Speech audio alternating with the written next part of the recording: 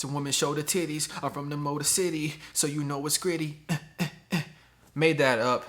Not very good. Was this movie very good? I'll say it was alright. It was alright. I'll never see it again. You'll probably never see it at all if you haven't seen it already. You may watch it at home. I do think watching it at home on a rainy day might be appropriate. It's also kind of a Christmas movie.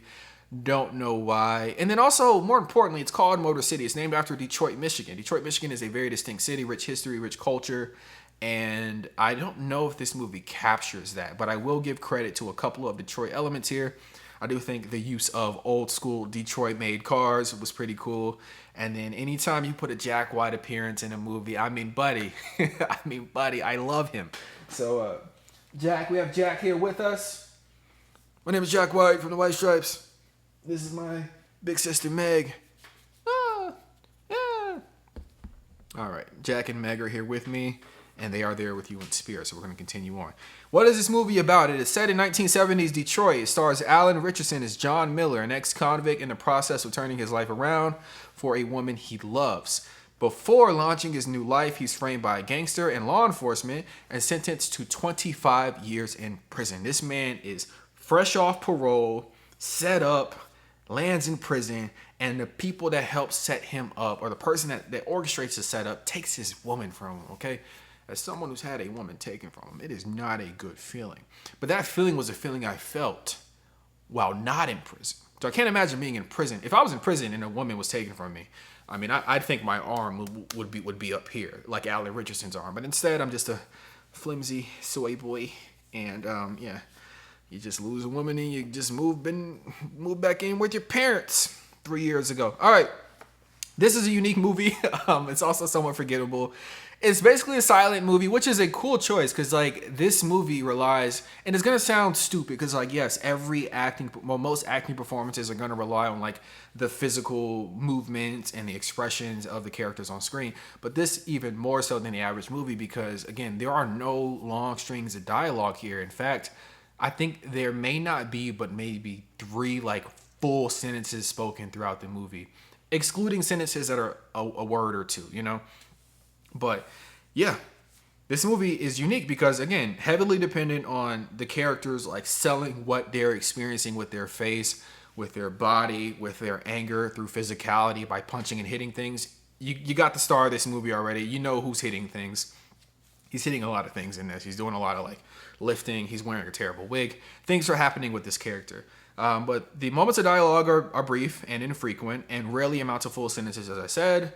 I respect this choice and think it could have been applied to a more interesting movie, but instead it's attached to a fairly shallow love story, aided along by generic crime elements. So yeah, this movie is a bit of a love story. Do you feel like the characters who are quote-unquote in love are justifiably in love? No, like, the woman in this character, in this movie, her character is not really flushed out in a compelling way. Like, I'm studying social work in a master's program, and I understand that people are complicated, and there's so many reasons as to why someone would be, like, tied to a bad relationship. But, like, once our character is set up, this woman finds herself in some interesting spots that, like, are an immense slap in the face to our main character.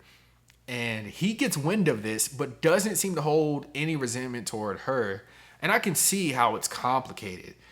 But not complicated enough for me to, like, chase this woman through hell and high water to try to get her back, including murdering people, considering what she's done to me in my heart.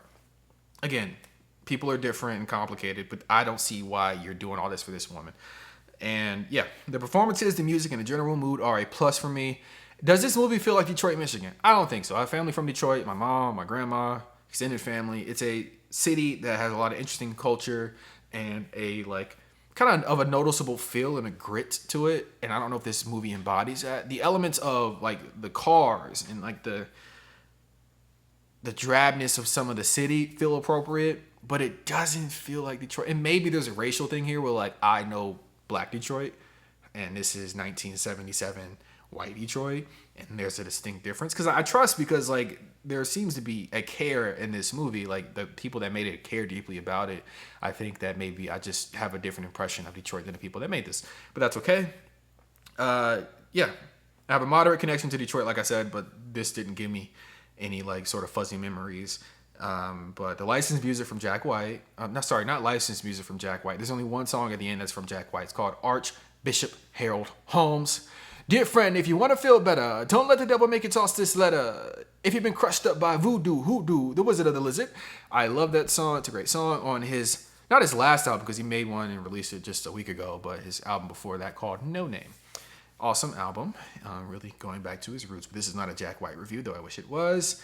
Yeah, it's a fine B movie. Action is good, but it's like sparse. Like there are some really interesting scenes. The highlight of the movie is an elevator scene where our character and one of the orchestrators of the setup job against him are in an elevator in a confined space. One has a knife, one has a gun, and things get interesting. The gore is like whatever because it's like kind of CGI slop gore, but it's not terrible. And it's quite funny. Like this movie, it's so self-indulgent at times that it really is like, hey, this is ridiculous. We've gone well beyond like any sort of grounded approach here at this point. Let's end this on a hilarious note and really like indulge in the setup we created here. And yeah, it's an okay movie. Ben Foster is fantastic. Alan Richardson is cool. I would say if he's your neighbor, if you aren't aware, some neighbor of his like started a fight with him or something like that, don't do that. This guy's the size of a refrigerator on top of a refrigerator, so I just wouldn't fight him at all for any reason. But yeah, this movie is probably good to watch at home on a rainy day as you think about the woman that left you for some crime lord. But if that's not you, which I hope it's not, then maybe don't ever watch this. But it's a 5 out of 10. It's a movie. That's a movie. And in the 2000s, this might have had like a nice little like niche following, little cult classic thing going on. Not classic, but a little cult following here. But this is 2026 and it's okay. Maybe watch this during Christmas because it wants to be a Christmas movie, but like only if you want to like have a worse Christmas than you would have had by not watching it. 5 out of 10.